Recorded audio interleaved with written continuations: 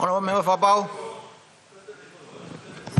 Thank you, Mr. Assistant Speaker. Very, very short. But today I wanted to become the devil's advocate. While supporting all the amendments with regards to the changes to our regional cities, I call them, highly commendable. I just want to highlight one concerning issue, and that is prior to 1977, we gained independence in 1975. The organic law on provincial governments and local level governments was passed in 1977, 2 years later. But prior to leading up to independence, we had patrol officers who were based in districts. And the district service centers were blossoming. So they became very, very important. As soon as the organic law on provincial governments and local level governments was passed and provincial government became the top of the issue, everybody forgot about districts. And districts began to die. District towns began to die. So in our efforts to bring more resources to these cities in the debates that we are excited about today, I want to remind us that still the majority of our people live in the rural areas. And this government must not neglect the blossoming of district towns like Kupiano, Bereina, Sogeri up there. And therefore, the challenge that I want to pose, and our economists that advise us on the restructuring of our GST, inland 60%, 40%. Can we relook at this? Because right now, for example, in Central Province, the provincial governments don't have enough to even pay administrative grants to little towns. So they are falling apart already. They're already falling apart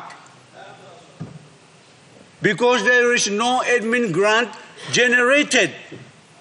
And so can we, before we get too excited about city authorities, etc., please remember that our masses are in the rural areas. And the United Nations has not made a mistake that to effectively serve rural masses, we must create service centers. So the basic essentials of service centers in district towns, like before provincial government law was passed, all the public servants, all the patrol officers, all the didimans were focused in the districts. That's how this country was built. Little places like Okapa, they had didimans. They are based there, building the coffee plantations, and the agriculture program built the towns. Timber projects established in Kupiano. Kupiano came up from timber projects. Then when Port Moresby City became the NCD, that concept of Port Moresby City, we'll debate that after this. Port Moresby City hosted the National Capital District. Then we were forgotten. And so please don't get too excited about it. I think it's time for us to relook at the 60-40, and now we are negotiating all these authorities to also grab a bit of that.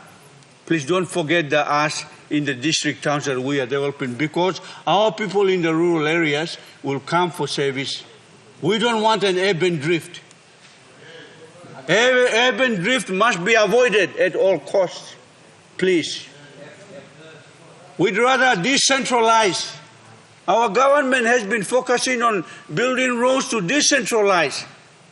Now we are talking about cities. I'm warning you, don't get too far.